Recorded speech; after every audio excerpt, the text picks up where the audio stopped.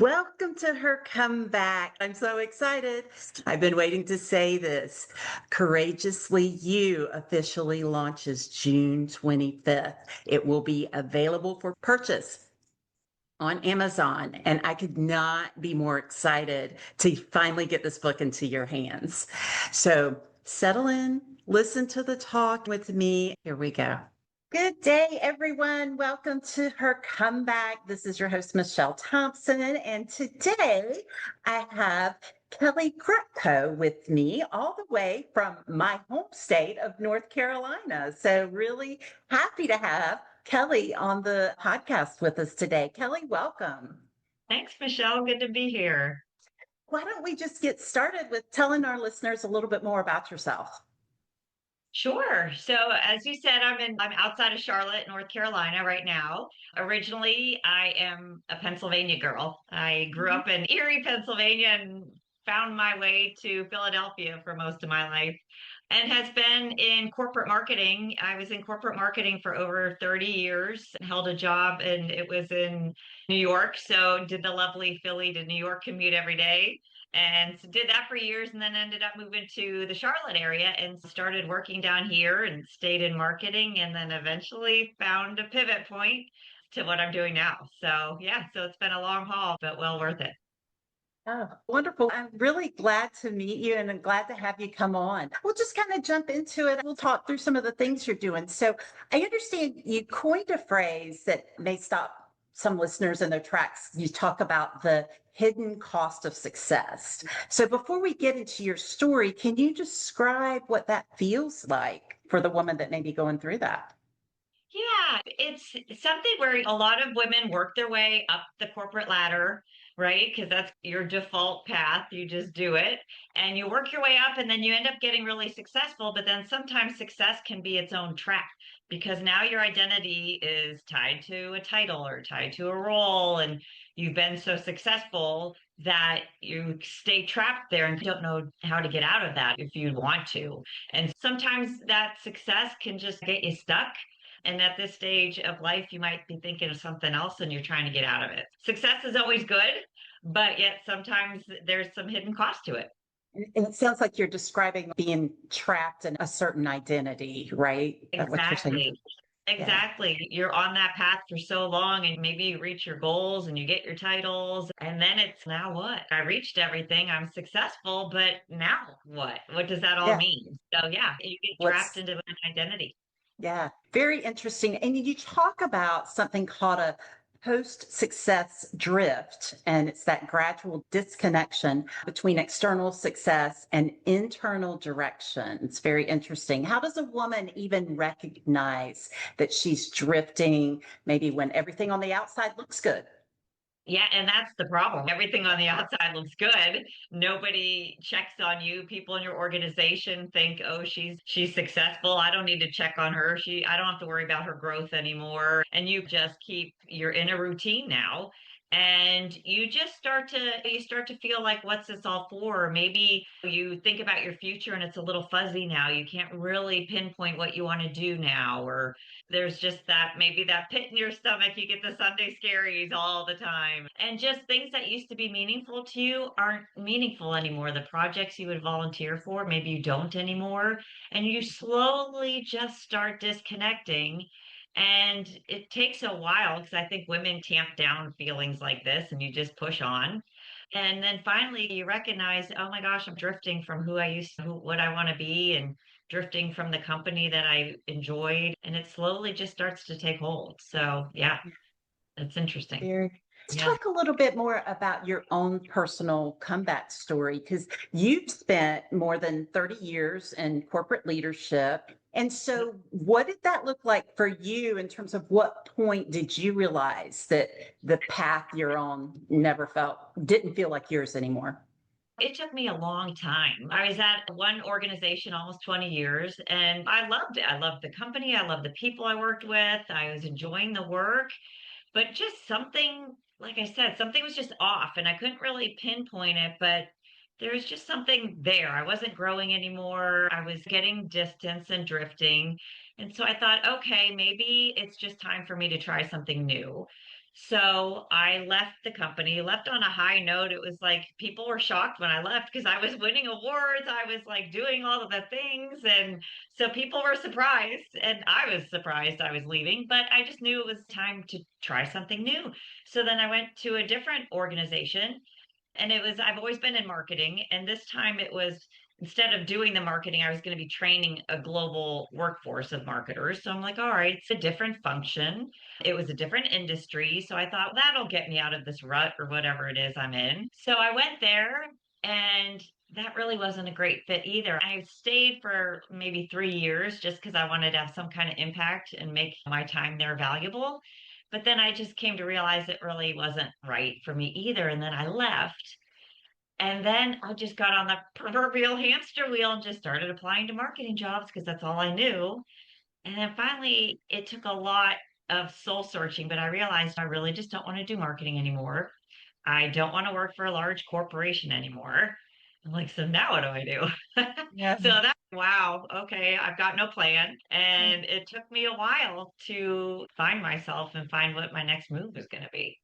So, yeah, it's You hard. very interesting. You've been honest that what followed wasn't clarity, it was this uncertainty and self-doubt that you described. What did you do with that? And just what kept you pushing, just pushing through and staying course with the self-discovery and finding where you wanted to be? I just kept applying to jobs, just assuming that's what I would do. And then I started realizing I had to take the marketing blinders off because everything I did, I saw through a marketing lens. And Mhm. finally, I just thought, I'm more than just marketing. I can do more than that. And so once I kind of took the blinders off, and it allowed me to just get creative and think outside the box. And I actually thought about an old dream I had years ago where I wanted to start my own TV show, and I was going to host the show, and it was a travel and health related show where I would show viewers how to activate their vacation days so they came back feeling better than when they left. And that was years ago. I shot a whole episode. I sent this sample video to production places. Clearly, nobody picked it up. But I started thinking about it again. And I thought, okay, take the TV part out of it. I still wanted to travel. I wanted to have an impact on people's lives. I wanted to be around like minded people. So then it morphed into maybe I'll start hosting retreats for women. Mhm. And so the marketer in me, I couldn't quite get out of marketing, started doing market research, and I did surveys and focus groups. And Mhm. I remember one woman saying, yeah, but you leave a retreat and you go back to life and it gets chaotic and you forget everything that you experienced. So then I thought maybe I can coach women after the retreats to keep the momentum going. And then I just flip flopped it and thought, why don't I coach first, see what's important to them, and build retreats around that? And so then that put me on a journey. Once I started letting my mind get creative, then the path found me, or I found it. Yeah. So Very cool. So, was there something specific that drew you into coaching? Were you familiar with the industry, or how did your interest in coaching come about?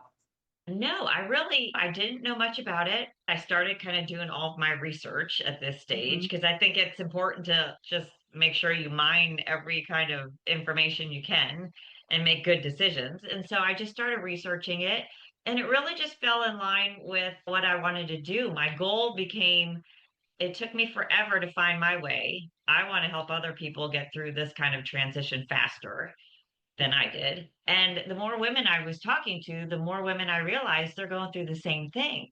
And I thought, we don't talk about it and we don't do anything about it, and we're left struggling. So that's, something has to be done about that. So that's why I Right. just kind of thought I should get involved and start to coach. Oh, Yeah. good for you. That's terrific.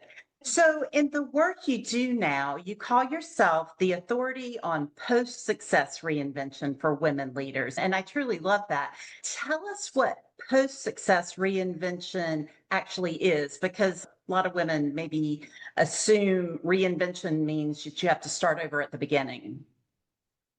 A lot of women think that. And that's why they get stuck and they don't make a move because they think, oh my gosh, I've spent 30 years doing this. I'm not just going to start over at this age. And that's not the case at all. When you reinvent yourself, you've had the success. And so what you need to do is kind of look back at what got you that success, all your skills, all your experience. You've got all this wealth of information and knowledge.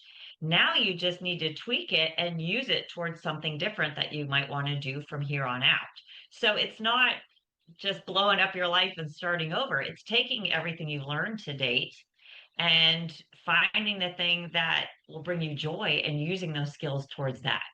And so that's the kind of easiest way to frame it out. But yeah, a lot of people think they just have to start over, and you really don't. That's not what you have to do at all. You just have to know your skills and what you enjoy, and then you can start to carve a path. Yeah, it's such an important point there, and so crucial to understand that you're never starting over. Wherever you go, you are bringing with you all of your wisdom and skill sets that you have. You developed the pivot pathway. So let's walk through that process and what that looks like in the women that you work with. What does the journey from something's off to I know what's next look like? It's, of course, the marketer and me had to make it an acronym. So pivot, it starts with preparing your mindset because that's one of the hardest parts. Like I said, I had to change my whole mindset and take myself out of the marketing world to finally get creative. So it's preparing your mindset for a change. And then it's really identity exploration. Who have you been? Who do you want to become in this next stage of life? And what kind of people do you want to be around, and what do you want to be known for, and just really looking at yourself. And that's where some of the introspection comes from, and that's the hard part because our identities are so tied to our jobs that you need to take yourself out of the job and think in terms of your person. And then it's Yeah. vision crafting your future. So let's think big. I thought, oh, a TV show. Yeah. And then you think big and then you call it down to reality and what can you actually do? And so you do that. And then it's opportunity mapping. If you find something that you think might be worthwhile exploring, then this is the stage where you do your research. And is it viable? Can I make a living off of it? Am I going to enjoy it? What's the day to day in the life of somebody that's doing something I'm looking at? And really start to do your research. And then once you realize it can become something, then it's all about tailoring your path. And then that becomes fun and you start to create your path. And that just moves you forward. And not everyone has to go through all these stages. Some people are like, I know my identity. I have no problem. I just need to start to figure out what I want to do. And everyone goes through it at different paces. Some people go right through it and some people take their time. So it's different for Right. everyone. Yeah. We all come in with different experiences. And so Exactly. that's as a coach, I feel like our role is just to meet them where they are, right? And just take it from there. Exactly. Another thing you're talking about is that you blend strategic thinking with the deep identity work, which I think you were referencing, which is a really powerful combination. But why do you think a lot of reinvention advice only talks about one or the other? Either people are just talking about follow your passion, or they're just talking like, here's business strategy, and this is what the market says. I don't feel like you get enough of the blend of the two. Yeah, very true. I think people like they coach what they know. So some people are very in tune with the identity and the emotions and that part of someone's journey. And then some people may have a business background and come from very strategic backgrounds. I blend the two because I've experienced both. I've gone through it myself. I was the strategic person in my job, and then I went through the whole identity thing. I didn't have a title or a big company brand behind me. I didn't know when somebody asked me, "What do you do for a living?" I didn't know how to answer them, and I had my identity was just shot. My self-confidence was shot. So I've been through both of them, and I think that's why it's important. And I just don't know that everyone out there has been through both sides of it to be able to coach to it. For our women out there listening, what do you think is a differentiator between a woman who's truly ready to make the pivot that you've described, like you did, or one that's just burned out and needs a vacation? What would you Yeah. say the difference is? I think when you know it's time to pivot, I think it's something that's been happening. It's been something you've been sensing for a while. It's been in the pit of your stomach. You've been thinking about it maybe for years, but you just put it in the back of your mind and you ignore it. I think the burnout is just, oh, I've been busy, I'm stressed, I need to get out for a week or whatever. But if you take vacations and you come back and you're still not feeling energized, you're still not excited for the work anymore, You're pulling back from coworkers that you used to talk to around the water cooler, if anyone does that anymore, because it's so Yeah. remote anymore. You start to pull back from all of those experiences, then you kind of know that it's bigger than just burnout. Yeah. And so if they're getting that nudge, maybe you might call it an inner voice or that gut feeling, however you want to describe that, and they're privately asking themselves, is this really it? Maybe they feel a little guilty about even feeling the way they feel. What do you want them to know?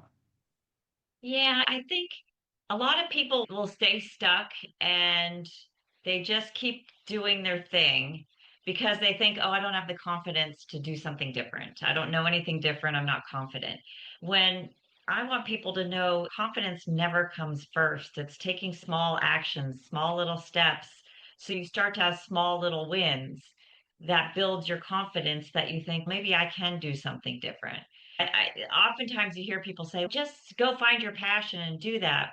I don't, it's not like everyone can just turn on a dime and say, I found a passion. I feel like Yeah. people make it sound like that's something you got to go catch. And it's not. It's trying different things. It's taking small little action steps to find out what you might like, and then starting to build your confidence and trying things slowly and finding out what works. And then you build the confidence to think, okay, maybe I can go do that. But it doesn't happen overnight for sure. And so, how do you help the women that you work with move forward without feeling that they're throwing away decades of work? How do you help them manage those feelings? I like to explore what they've accomplished and help them to see all the great work that they've done so far and are proud of. And then it's looking at all that and how do we just tweak it to help you in the future? And it could be anything. It can be like the soft skills, like communication skills and things of that nature that you're great at, and that can serve you in any capacity. So it's just really looking at what your skills have been, what you've enjoyed, and then how to apply it to something different. Because I strongly feel that at this age, you've earned the right to choose something different, right? You've put in your Yeah, time, absolutely. Yeah. become successful, whatever it is. It might be your head of household, or you own a business, or you're an executive, whatever your role is, you've been doing it and you should be proud of it. But if you're ready for a change, you've earned that right to make that change.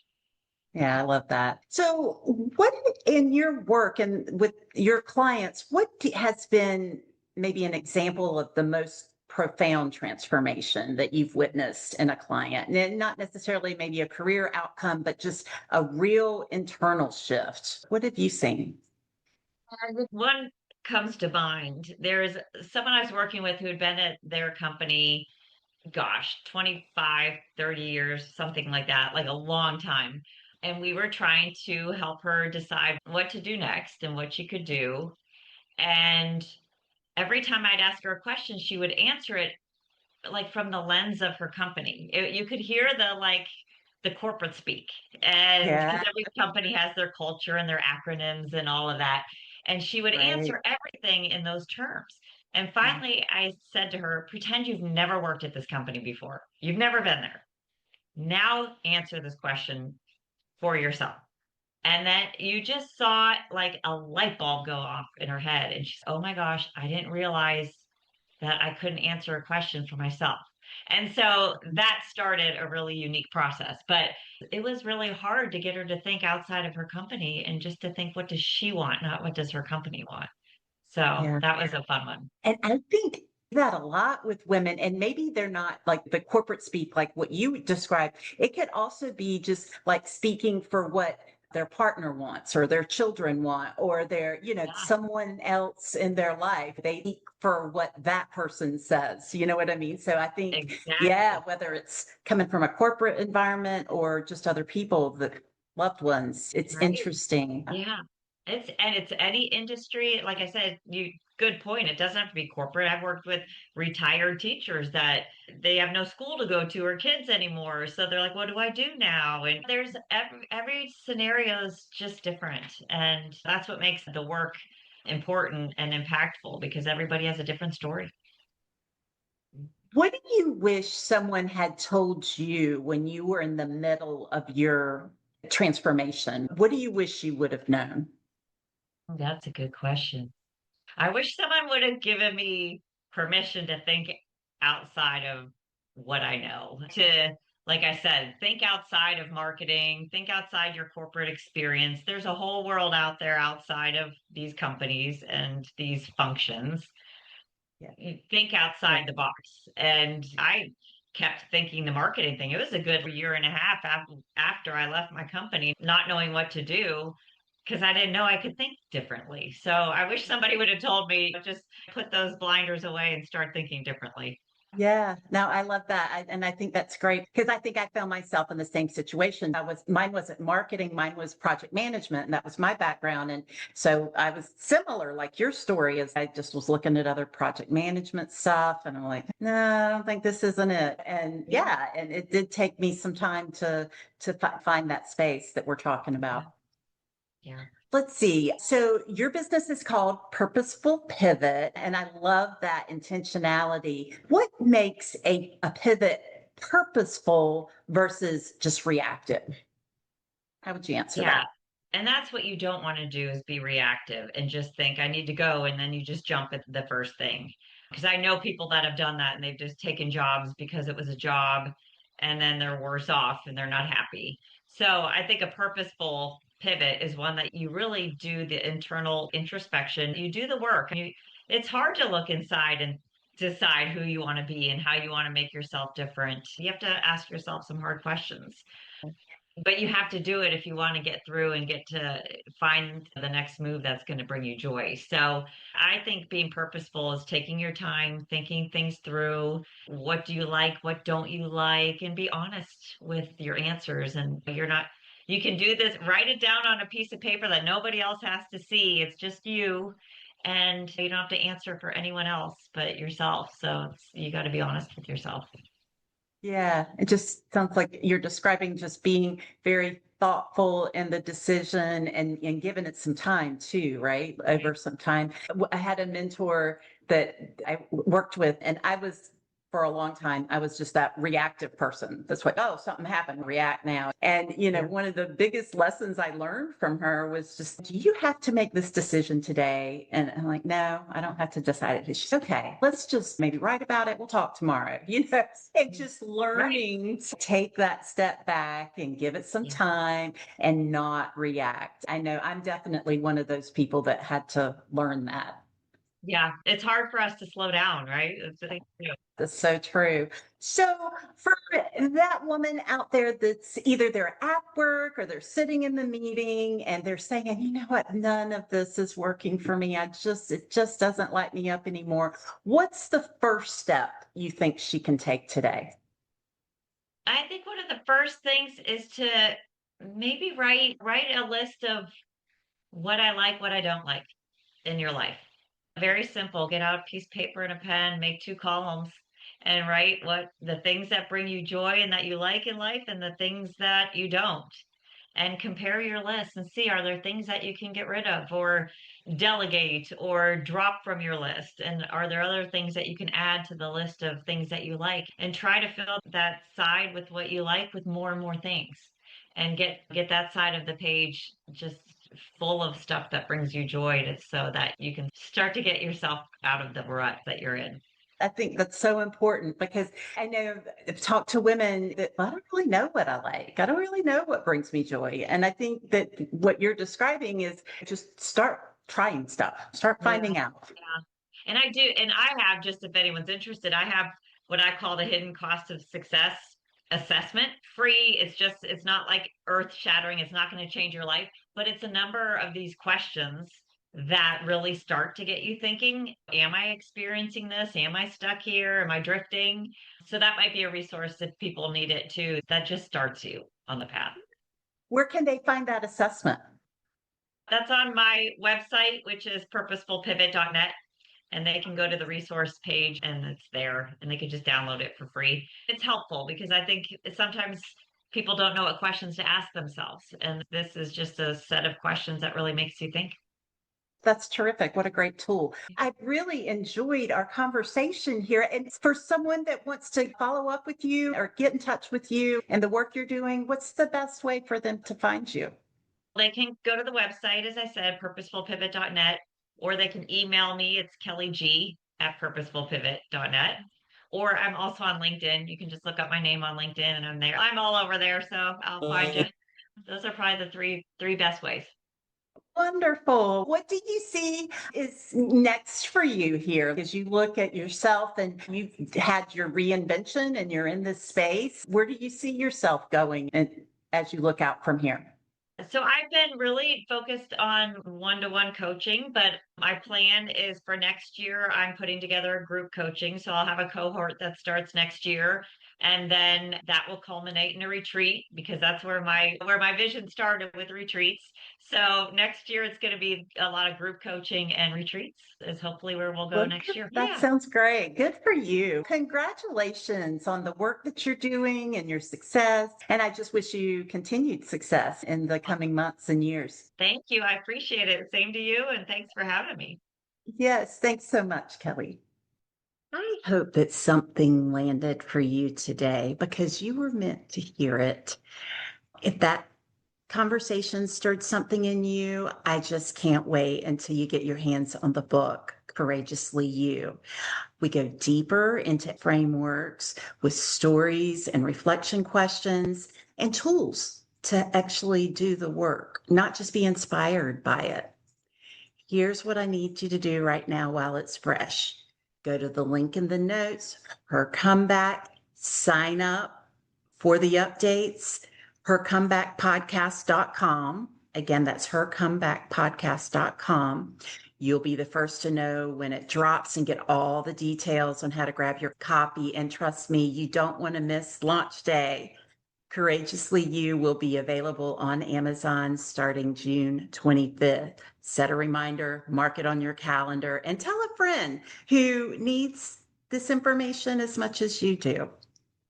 Thank you for being part of this community. Thank you for showing up here week after week. It's exactly the kind of courage this book is talking about.